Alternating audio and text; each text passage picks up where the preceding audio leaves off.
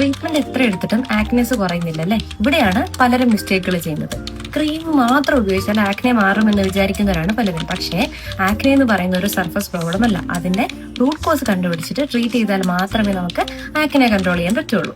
Hormonal imbalance ഉണ്ടെങ്കിൽ, stress കൂടുതലായാൽ, PCOS പോലെയുള്ള conditions ഉണ്ടെങ്കിൽ, സ്ലീപ്പ് കറക്റ്റ് അല്ല എന്നുണ്ടെങ്കിൽ, ഈവൻ അയൺ ഡെഫിഷ്യൻസി ഉണ്ടെങ്കിൽ വരെ ആക്നെയുടെ കണ്ടീഷൻസ് വേഴ്സൺ ആകാനുള്ള ചാൻസസ് ഉണ്ട്.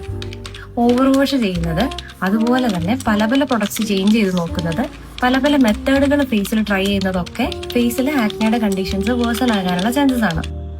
പലരും ചെയ്യുന്ന മിസ്റ്റേക്കാണ് മെഡിസിൻസ് ഇറഗുലർ ആയിട്ട് യൂസ് ചെയ്തിട്ട് 2 ആഴ്ച കഴിഞ്ഞിട്ട് റിസൾട്ട് ഒന്നും ഇല്ല എന്ന് പറഞ്ഞിട്ട് സ്റ്റോപ്പ് ചെയ്യും. നമ്മൾ മനസ്സിലാക്കേണ്ടത് സ്കിൻ ഹീൽ ചെയ്യാൻ ടൈം എടുക്കും. ആക്നെ ട്രീറ്റ്മെന്റ് എന്ന് പറയുന്നത് patience plus consistency plus correct diagnosis ആണ്.